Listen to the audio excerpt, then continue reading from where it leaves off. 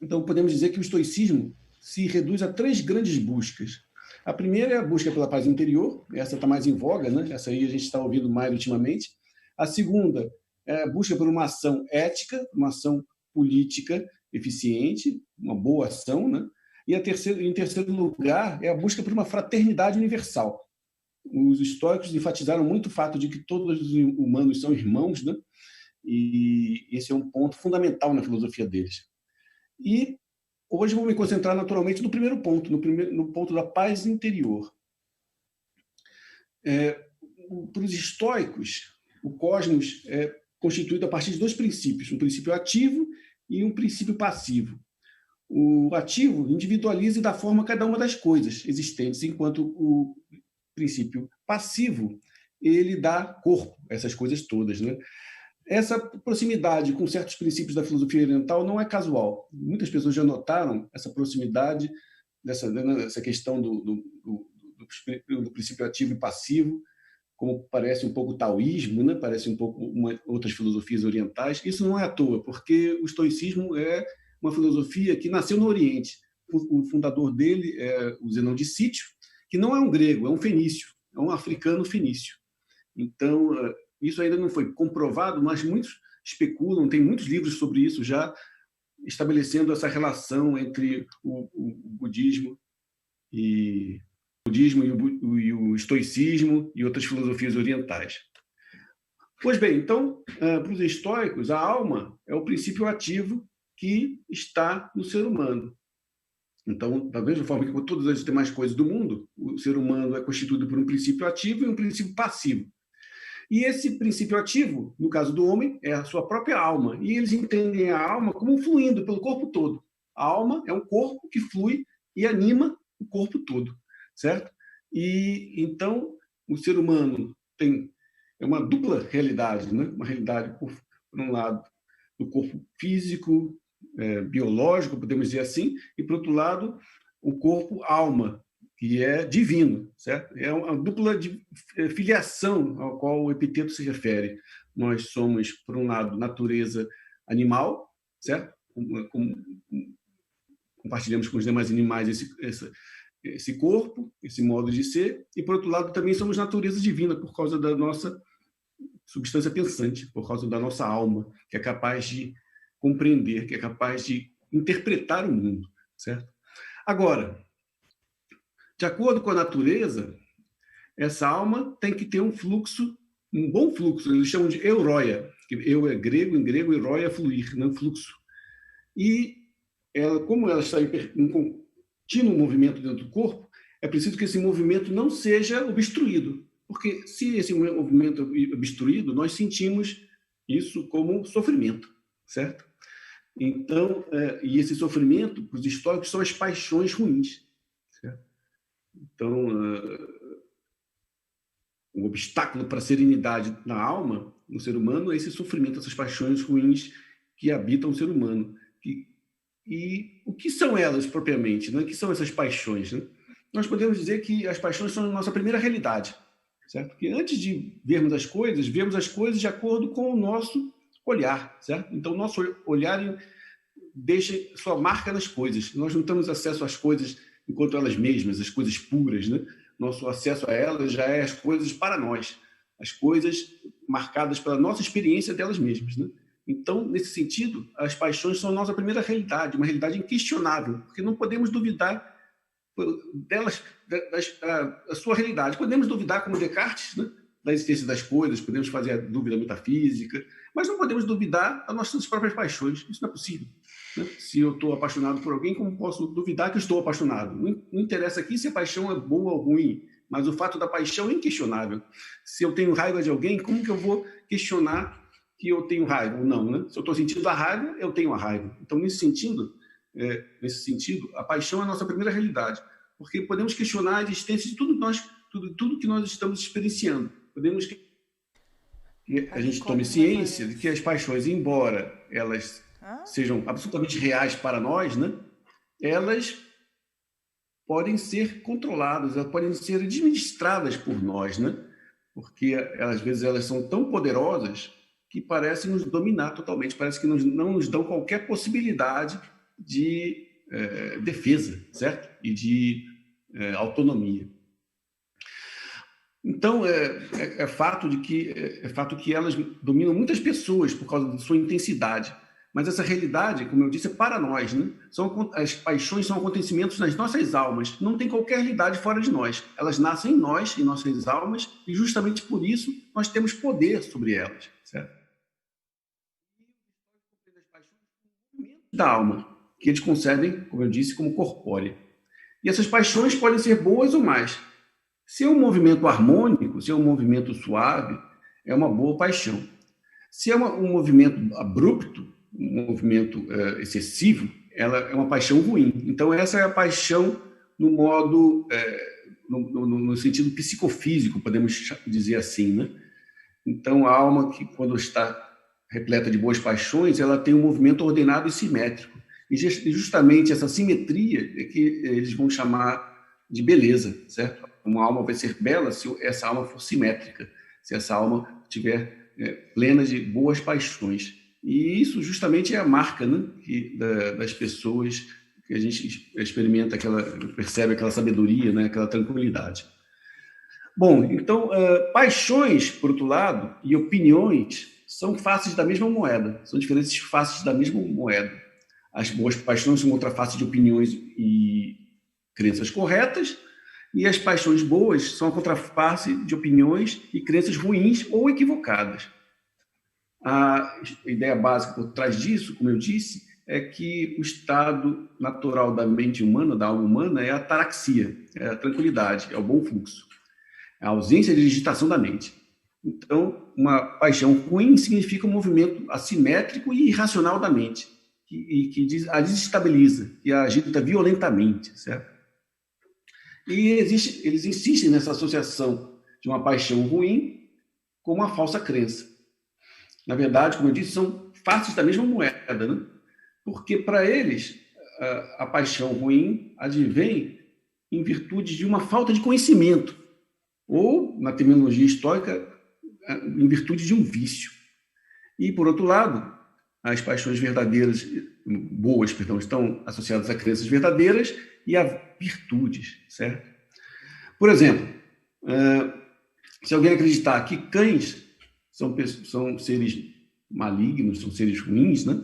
Toda vez que ela perceber um cão diante dela, ela vai sentir medo, ela vai sentir, né, sofrimento, ela vai sofrer. Então, ela vai pensar, tem um mal próximo, no caso o cão, né, e é preciso evitá-lo. Então, ela vai sentir medo, e esse medo vai ser tão real quanto a imagem do cão na sua frente. Por outro lado, né, se acreditar, né, quando vê um sapato muito caríssimo na vitrine, e que há um bem à vista e é preciso comprá-lo, então a pessoa vai fazer isso também. E o seu desejo será tão real quanto o sapato à sua frente. Quer dizer, é aquela ideia, a nossa visão do objeto, a nossa ideia do objeto, ela contamina a nossa visão. Ela determina, na verdade, a nossa visão. Se a gente achar que uma coisa boa, a coisa vai parecer boa para nós. Se a gente achar que uma coisa é ruim, a coisa vai ser ruim para nós. Agora, o problema está justamente aí, quando a gente acha que uma coisa é boa e não é, ou quando uma coisa é ruim e não é. Então, como dissemos, né, a realidade das paixões não é uma ilusão, elas são movimentos de nossa alma, como ondas no mar.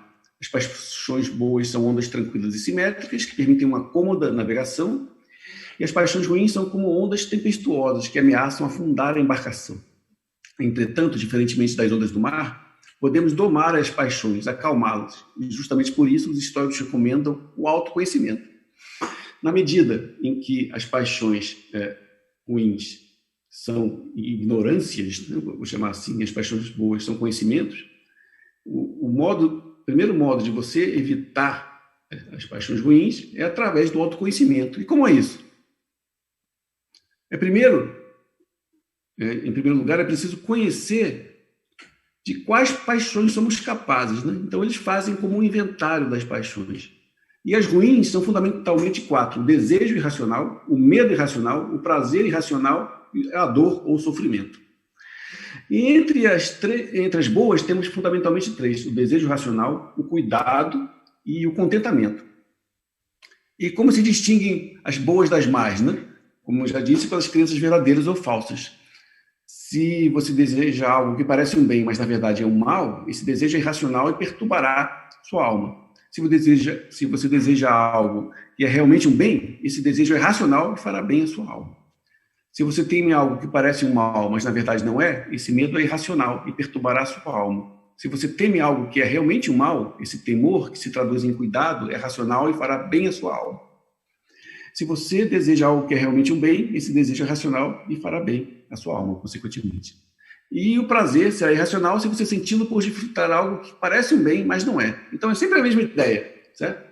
Então, o conhecimento vai servir para nos permitir distinguir entre o que parece bom e não é. Só o sofrimento não tem contrapartida, vocês viram, né? Porque as paixões ruins são 4, incluindo o sofrimento, as paixões boas são 3. Porque o sofrimento, na verdade, é como uma síntese das demais paixões. Porque o desejo irracional te leva ao sofrimento, o medo irracional te leva ao sofrimento, né? Então, todas as paixões acabam resultando em sofrimento. Então, fica evidente porque devemos ter uma ideia clara sobre quais coisas são realmente boas para nós ou não, quais são realmente mais ou não, porque justamente isso é que nos vai permitir nos libertar dessas paixões ruins, certo? Pois bem, então, no processo de autoconhecimento, as primeiras coisas que nós devemos refletir são as seguintes, né? Primeiro, quais são os nossos medos principais? Cada um vai ter mais medo de uma coisa do que de outra, certo? E por que é bom a gente avaliar, a gente perceber, a gente inspecionar essa questão dos medos? Porque o medo que nós sentimos de uma coisa, quando ele é irracional, significa que nós não sabemos lidar com essa coisa. E por não sabermos lidar com essa coisa, isso vai nos causar uma perturbação na alma e, consequentemente, infelicidade, né? Certo? E também, quais são nossos objetos de desejo? Quais são as coisas que nós desejamos mais? Mais uma vez, se desejamos coisas que não são boas, esse desejo vai acabar virando sofrimento, certo? E por que desejamos as coisas que não são boas? Porque não conhecemos verdadeiramente o que elas são, né? Porque se soubéssemos que elas são mais, não teríamos como desejá-las, certo? Alguns exemplos aqui. Por exemplo, se desejamos a mulher de nosso amigo, devemos realizar esse desejo a todo custo, pondo de lado a amizade? Ou será o desejo sexual constitucionalmente bom, isto é, desde que saciado, respeitando as relações sociais e as leis? De novo, quanto às coisas que tememos, são elas realmente temíveis por si ou, na verdade, não sabemos como lidar com elas com devido cuidado, certo? E, nesse ponto, os estoicos seguem Heráclito, né? Eles seguem Heráclito em muitos pontos, e esse é um deles. Para Heráclito, cada coisa tem dois lados, certo? Tem um aforismo do Heráclito que diz: a água do mar é mais pura e mais poluída. Para os peixes é potável e salutar.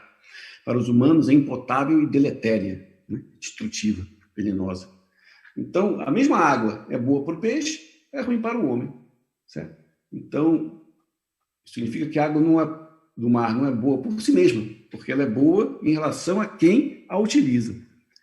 E, por outro lado, os estoicos seguem a sabedoria de Sócrates, né? Tem um diálogo de Platão chamado Eutidemo, e nele Sócrates fala para os ouvintes: façam uma lista dos bens. Aí as pessoas dizem beleza, riqueza, saúde, sucesso, né?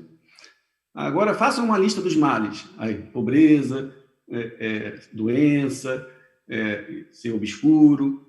Aí Sócrates pergunta: mas vem cá, todo mundo que tem riqueza é feliz? Ou às vezes a riqueza é exatamente aquilo que destrói a pessoa. É o motivo, né, meio para a destruição da pessoa. De fato, né? Muitas vezes a riqueza destrói a pessoa.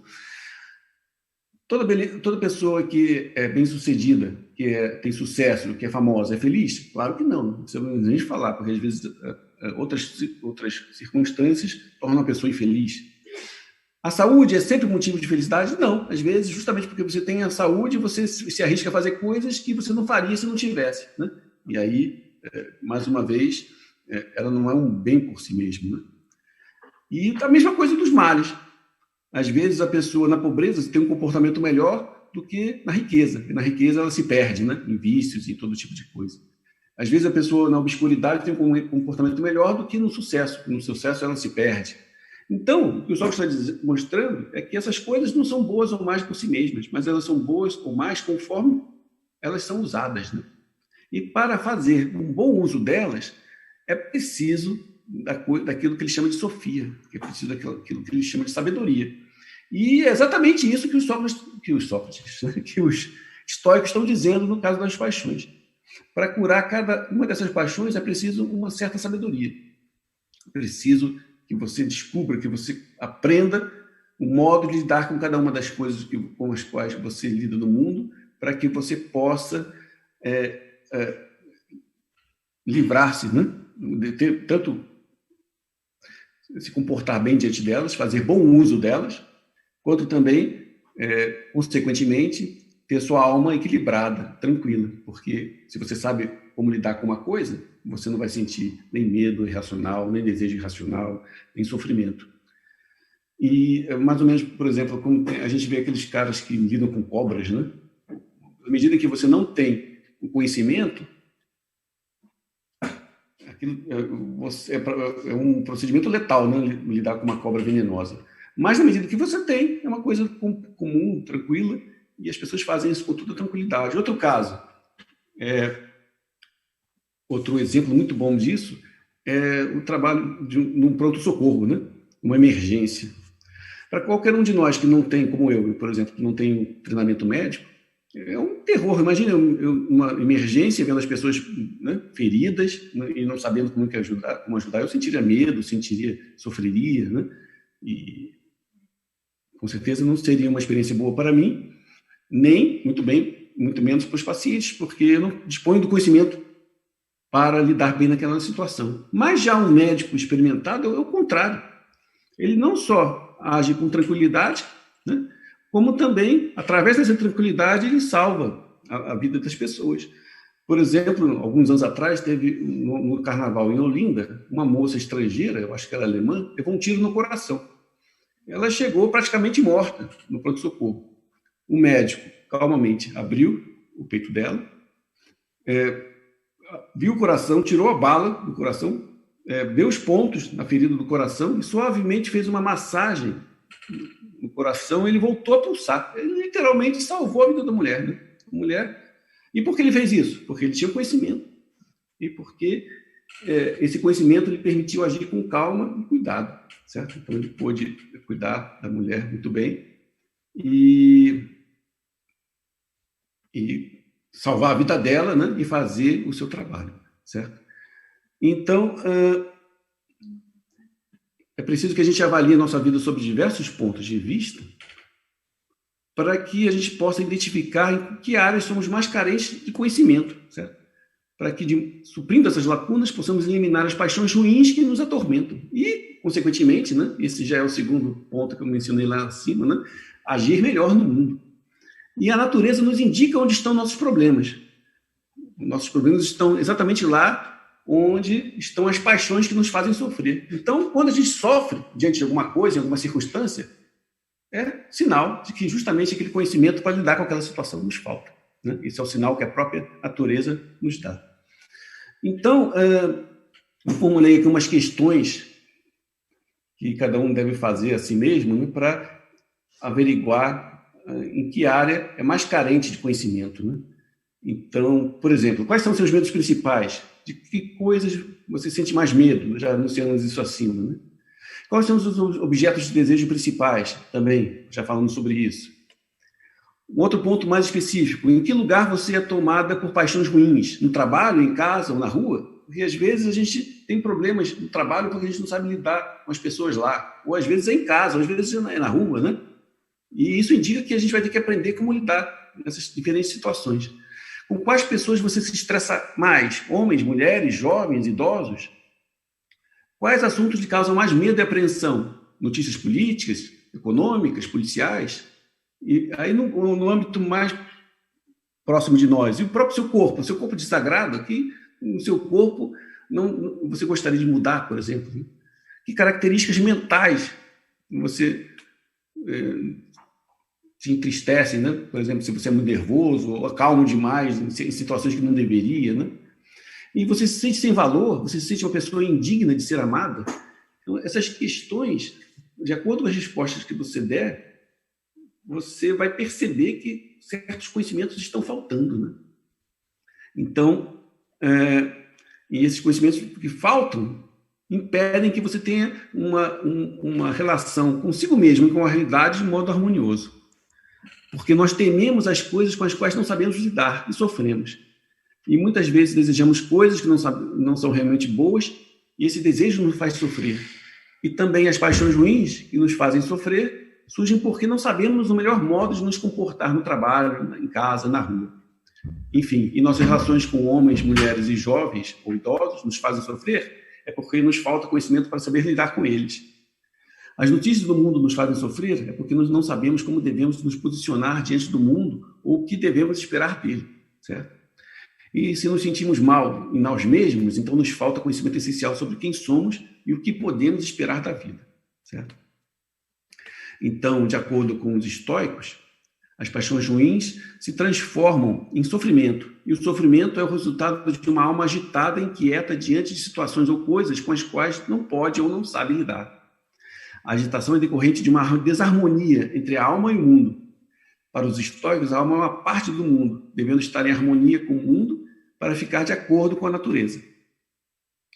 Para os estoicos, os princípios ativo e passivo se combinam para dar origem ao cosmos tal como o conhecemos. Todas as coisas, por isso, estão conectadas, certo? E todas fazem parte de um grande sistema. Para eles, o universo é um grande ser vivo que abriga em si toda a vida e também toda a morte, que cria todas as coisas e também as consome todas, em um perene processo cíclico do qual fazemos parte. Por isso, e esse é o primeiro passo, né, para a questão do autoconhecimento, para se colocar numa forma adequada no mundo. Por isso, o primeiro passo para que compreendamos o cosmos e nos harmonizemos com ele é aceitar as coisas como são. Quanto a isso, o estoico Epiteto, que viveu há 2000 anos em Roma, nos diz: não desejes que os acontecimentos ocorram como queres, mas deseja que ocorram como ocorrem, e tua vida terá um curso sereno. Esse é o capítulo 8 do Manual de Epiteto. O que isso quer dizer? Que é preciso, antes de tudo, aceitar as coisas como são, reconhecer a realidade delas. Reconhecer primeiro o caráter efêmero de todas as coisas, reconhecer a seguir a imperfeição de todas as coisas do mundo, incluindo a nossa própria. Pois, por mais que busquemos a sabedoria, jamais seremos totalmente sábios, como bem nos mostrou Sócrates, e como Sêneca enfatiza na sua vida feliz. Isso aqui é um pedacinho da vida feliz de Sêneca. Diz ele: eu não sou sábio e não serei. Exige de mim, portanto, não que eu seja igual aos bons, mas unicamente melhor que os maus. Basta-me a cada dia cortar alguns de meus vícios e refrear meus desvarios. Isso é um ponto muito importante, porque por causa disso, alguns começaram a interpretar o estoicismo, desde a antiguidade, como fosse uma espécie de passividade, filosofia passiva, né? Que, segundo a qual não te resta nada senão aceitar as coisas e acabou-se. Mas não. Você deve aceitar as coisas justamente para poder mudá-las. Porque, por mais estranho que pareça, né, à primeira vista, é difícil aceitar as coisas como elas são, justamente porque nossas opiniões e paixões obstruem nossa visão da realidade. Então, em primeiro lugar, é difícil, por exemplo, aceitar que nosso amigo, que amamos, na verdade é dissimulado, está próximo de nós por interesse. Ou não é recíproco em sua amizade. É difícil a gente falar, poxa, né? Esse amigo não é de verdade. É difícil aceitar que a pessoa com que nos casamos já não nos ama mais e quer partir. É difícil aceitar que as pessoas com as quais queremos criar uma comunidade não estão realmente interessadas nisso. É difícil aceitar que as pessoas desprezem as coisas que mais amamos ou não lhes deem qualquer importância. Por isso que ele está enfatizando essa necessidade de aceitar. Porque se você não aceitar a realidade, você não vai conseguir mudá-la. E aceitar a realidade é ver as coisas como elas são. Certo? Bom, para aceitar esses fatos, devemos deixar de lado os juízos morais e tentar entender a situação. É uma coisa que pouco se faz hoje em dia. Né? Hoje em dia, vemos todo mundo sendo julgado ininterruptamente. Né? E Epiteto nos ajuda a isso, dividindo as coisas do mundo entre as que dependem de nós e as que não dependem. A vontade, as opiniões dos outros, os sentimentos dos outros não dependem de nós em absoluto. Certo? Cada um tem a sua vontade Podemos, no máximo, através da persuasão, tentar fazê-los se interessar pelas coisas que gostamos, por nossas ideias, mas, em última análise, a vontade deles está sob o controle deles, não nosso. Como as crianças não se cansam de lembrar, né? As crianças já sabem disso desde que... e falam sempre que ninguém manda na minha vontade, né? E é fato. Então, em primeiro lugar, a gente tem que saber que, em relação à vontade alheia, a gente tem os limitados recursos da persuasão, nada além disso. E, além disso, temos que aceitar as coisas como são, porque não há alternativa. Não podemos mudá-las mesmo. Suponho que alguém se revolte pelo fato que vai morrer. Para onde ele irá para escapar da morte? Alguma região do mundo livre da morte? Não. Da mesma forma, se uma pessoa que amamos não nos ama mais, mas nos despreza ou nos seja indiferente, o que fazer para mudar seus sentimentos? Não podemos mudar seus sentimentos. Eles são o que são. E, como eu disse antes, isso significa que cairemos num fatalismo? Que temos que aceitar o falso amigo, o cônjuge indiferente?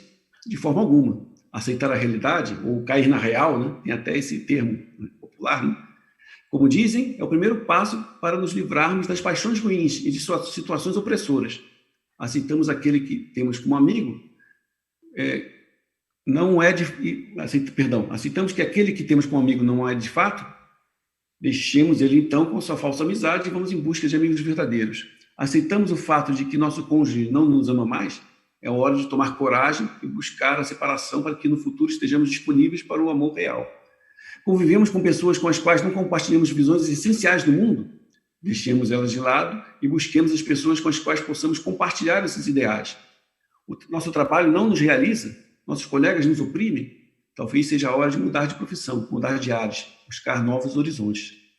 Assim, para nos livrarmos das paixões ruins que desestabilizam nossa alma, temos que mergulhar num processo de autoconhecimento e num processo de reconhecimento do mundo em que vivemos. Só assim, reconhecendo e conhecendo nossa realidade, poderemos modificar nossa atitude diante delas e o mundo à nossa volta. Eu sou Aldo Dinucci, né? Sou doutor em Filosofia pela PUC do Rio, professor da Federal de Sergipe, sou coordenador do GT Epiteto, da Ampof, e para mais textos meus, visitem minha página no academia.edu, tá certo? E também os textos de disseminação que eu publico no Sociedade Científica, o site, socientifica.com.br. Obrigado a todos, espero que todos nós alcancemos a tranquilidade da alma, ou como dizem os históricos gregos antigos, a euroia, o bom fluir da mente. Um bom dia a todos.